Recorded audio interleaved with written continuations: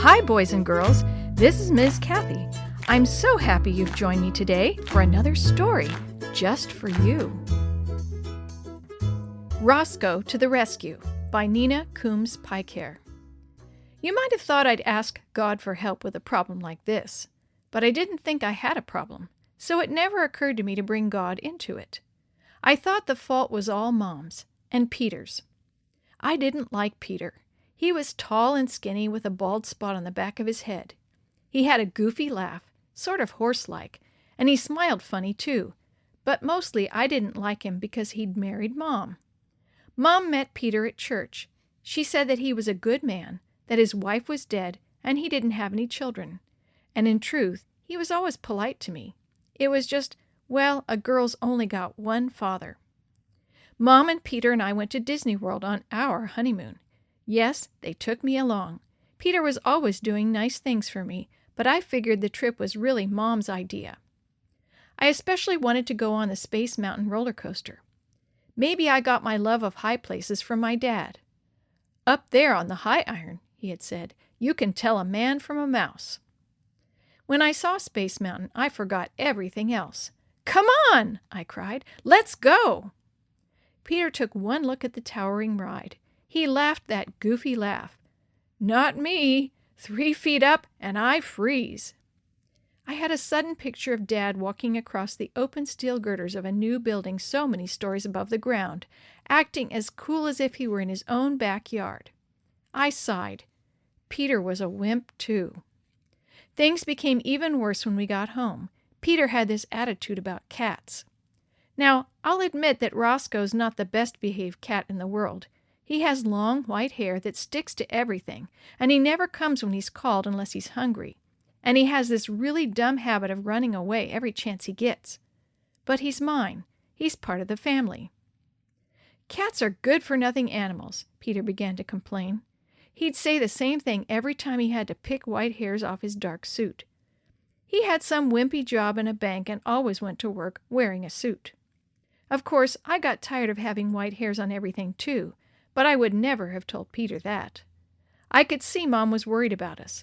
Oh, I wasn't mean to Peter, I just didn't talk to him unless I had to.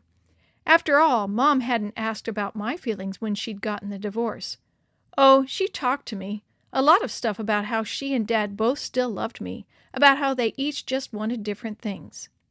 I didn't notice either one of them asking me what I wanted, but the divorce was done. I had to live with it, and with the wimp she'd chosen to marry.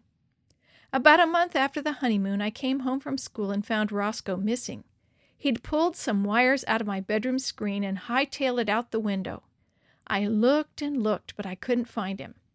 I was still looking when Peter came home from work and asked, "What's wrong?" "Roscoe's gone. He ripped open the screen and took off." "Any idea where he'd go?" I shook my head. I was trying not to cry. There was a Doberman around the corner that thinks a cat makes a nice dessert. There were all sorts of dogs in our neighborhood, big mean ones. "I suppose we'd better go out and look for him," Peter said. "You go that way." I was halfway around the block when I remembered that Peter didn't even like the cat. So what was he doing out looking for him? After going around the block with nothing to show for it, I turned in our walk. The ladder was leaning against the big maple tree by the side of the house. And on the highest rung stood Peter. I could still tell it was Peter by his polished shoes and blue pinstriped pant legs. The rest of him was hidden in the leaves.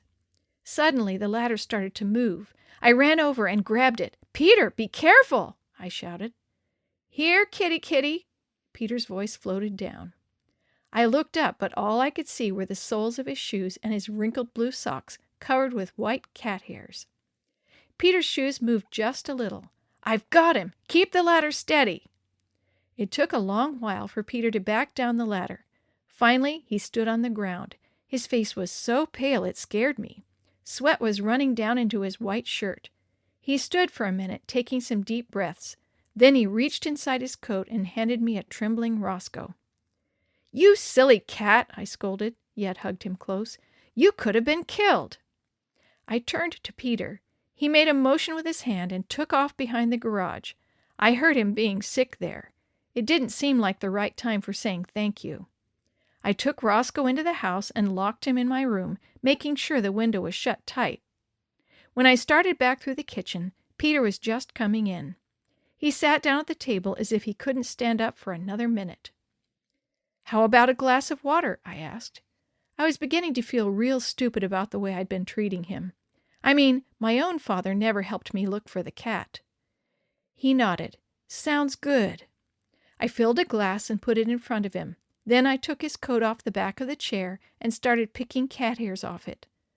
"Why'd you do a thing like that?" I asked. "Why'd you climb up that ladder?" He laughed his goofy laugh. It sounded different somehow, nicer. "I was afraid she'd get away before you got back." Now that I was really paying attention to him, Peter wasn't so wimpy looking. "But you're scared of high places," I reminded him. "You'd better believe it. I fell out of a tree when I was a kid. Spent a long time in the hospital." "Then why'd you go up the ladder?" He frowned and rubbed his bald spot. It seemed like the right thing to do. "You love Roscoe, and I care about you, so I'm bound to care about the cat, too." He smiled that funny smile. It seemed different, too. I sort of liked it. "I know you don't like me much," he went on. "I'm not at all like your father. I'm not strong and handsome. I don't lead a life of adventure. But I take care of my family. I might get scared, but I do what needs to be done." I got up and went to the junk drawer for the roll of masking tape. "Look, Peter," I said, "the cat really is a lot of trouble. Sometimes I am too." I took a deep breath.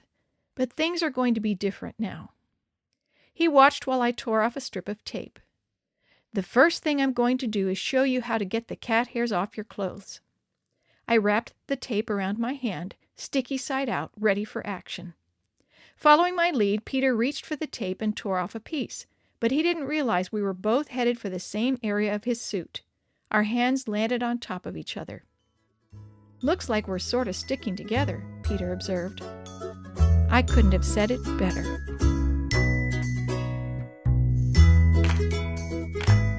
The story you have heard today is from Guide's Greatest Stories, written by various authors and compiled by Randy Fischel, and used with permission from the Pacific Press Publishing Association. If you're interested in any other books published by the Seventh-day Adventist Church, please visit AdventistBookCenter.com or call 1-800-765-6955.